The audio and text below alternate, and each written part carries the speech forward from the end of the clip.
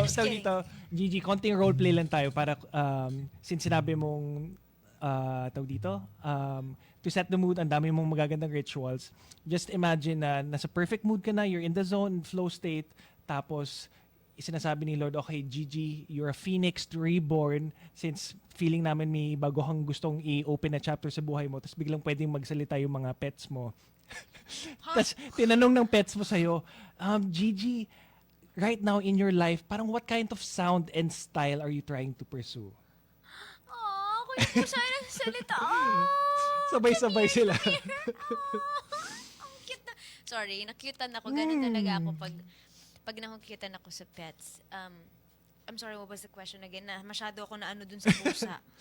Kunyari, tinatanong nila lahat collectively, if tinanong si Gigi ngayon na para siyang phoenix reborn from the ashes, anong sound and style yung tinatry mong i-pursue? Parang what are you trying, really desiring, ito yung gusto kong, i-express na sound? Alam mo, ever since I'm doing covers, I'm very, nag-experiment ako talaga. And I love to sing different kinds of genres.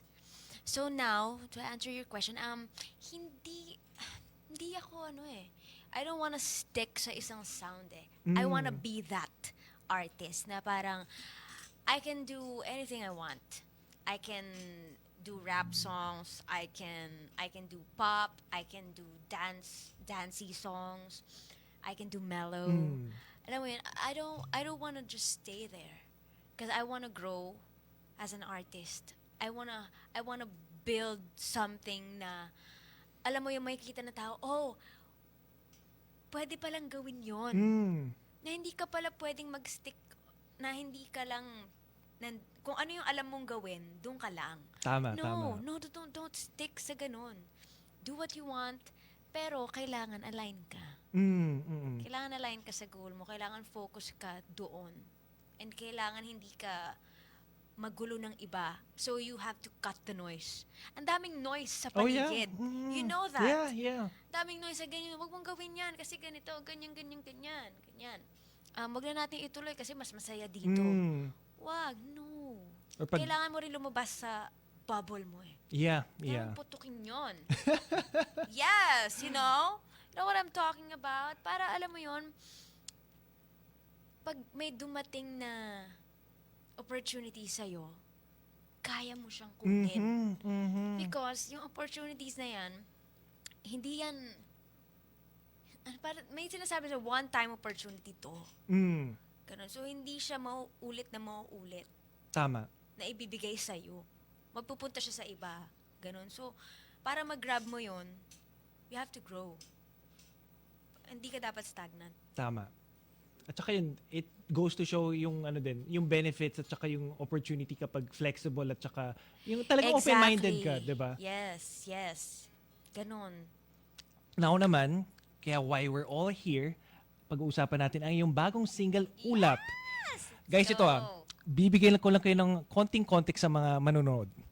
Ako naniniwala talaga ako na luck is a very important component sa buhay. Diba? Sometimes we're lucky, sometimes we're not. But I'm happy to announce na today, binless tayo ng music gods na merong ganitong klaseng collaboration. Sa akin kasi pagdating yung sinabing ni Gigi Delana x Ben and Ben, yung parang sinabi mong peak ng Eraserhead / Bamboo at / Sponge Cola may album. Wow.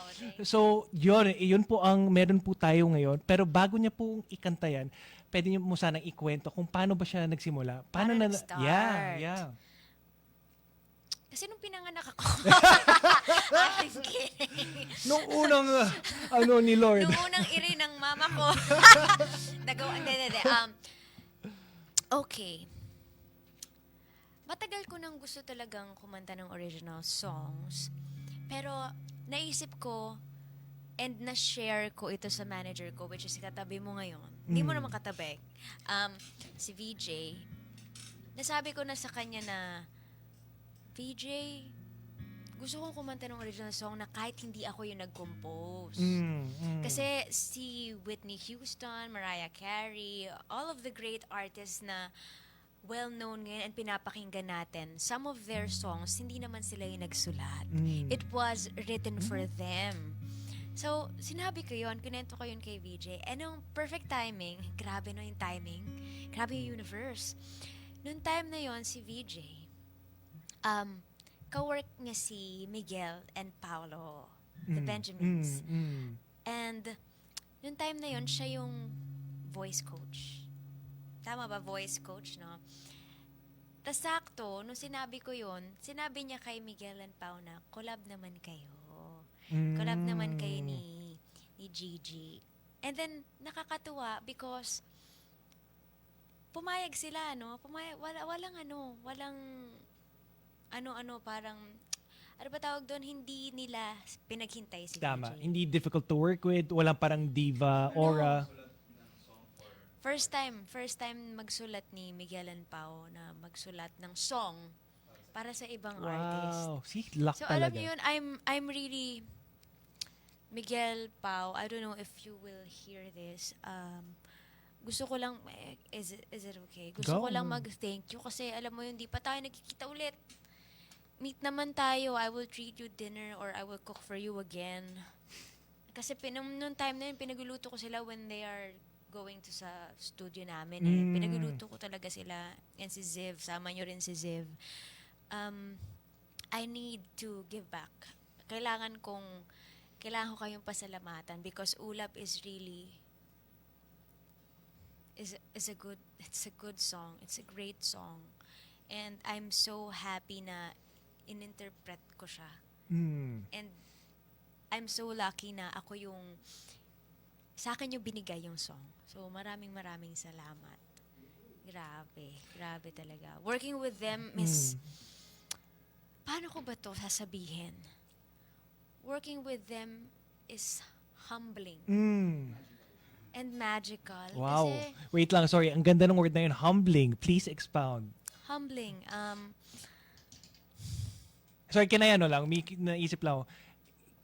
Is it safe to assume yung parang, ito yung feeling mag-collab talaga with pure artists din? Yes.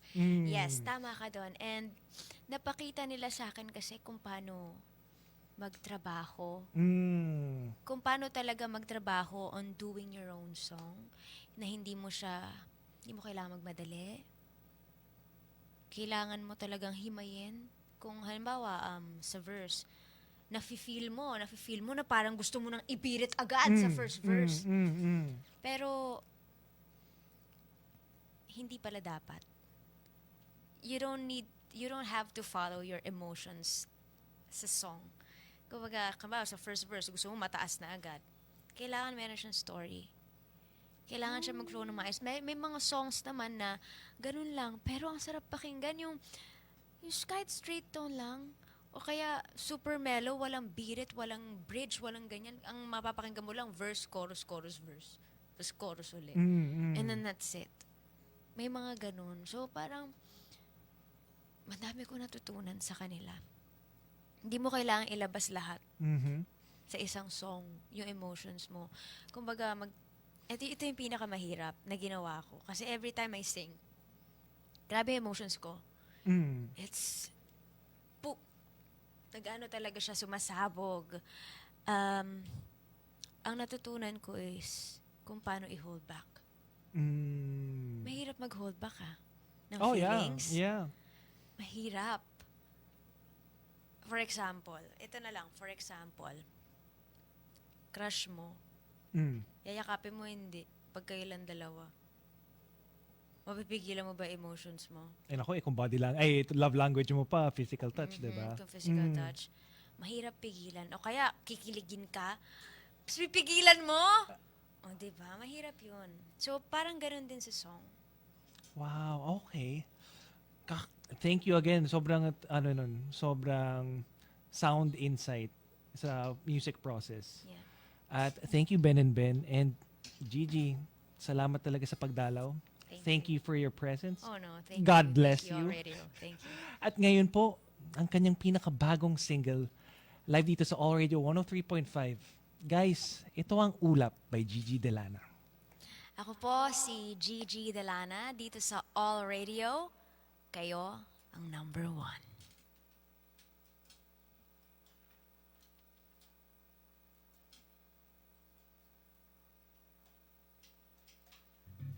Okay, before we start Ulap, I just wanna say, yung music video niya, out na siya ngayon. Just go to YouTube and then type Ulap, Gigi Delana. Thank you so much. I-watch nyo ha. Super ganda ng music video.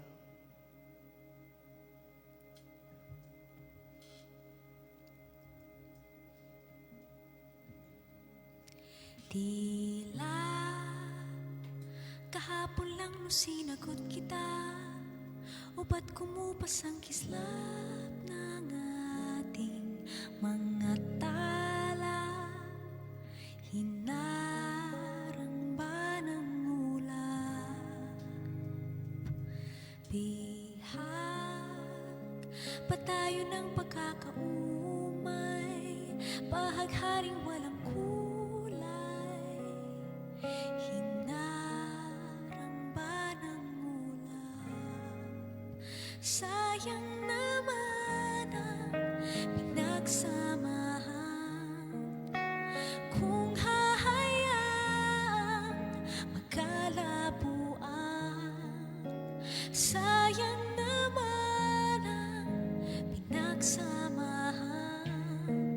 Kung tala'y tinakpan ng ulap, huwag bibitaw kapag mahirap. O bakit pag di mo na mababawi, at sa huli ang pagsisisi,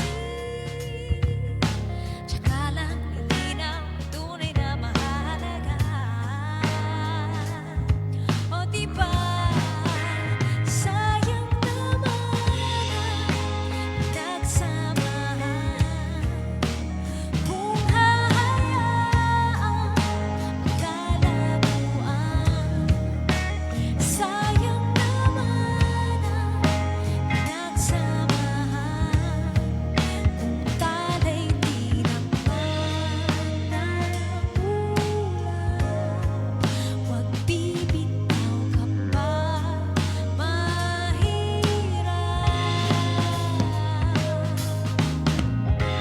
La la la la la la, la la la la la la, la la la la la la.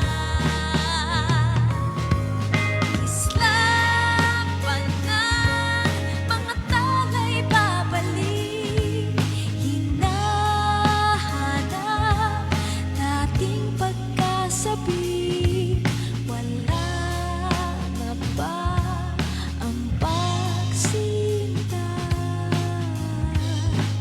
Huwag bibitaw kapag mahirap.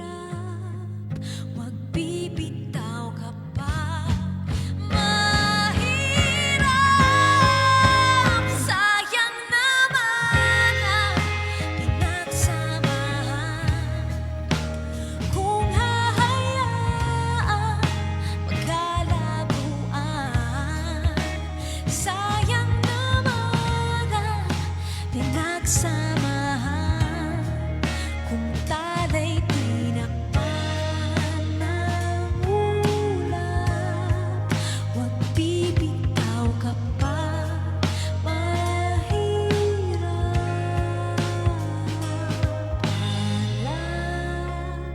La la la la la la la la,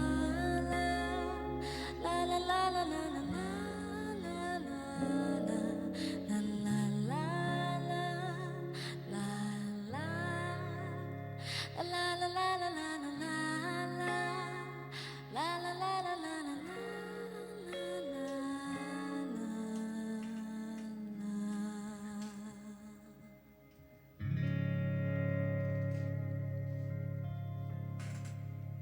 All radio ang kasama mo, ikaw mag-isa, kaming bahala sa'yo. Hindi ka iiwan ng All Radio. You are listening to All Pinoy, so 103.5 All Radio. This song is brought to you by Bingo Plus, International Series Philippine, and Bingo Plus. Bingo sa saya, plus sa panalo. Tickets available now at SM Tickets. Lahat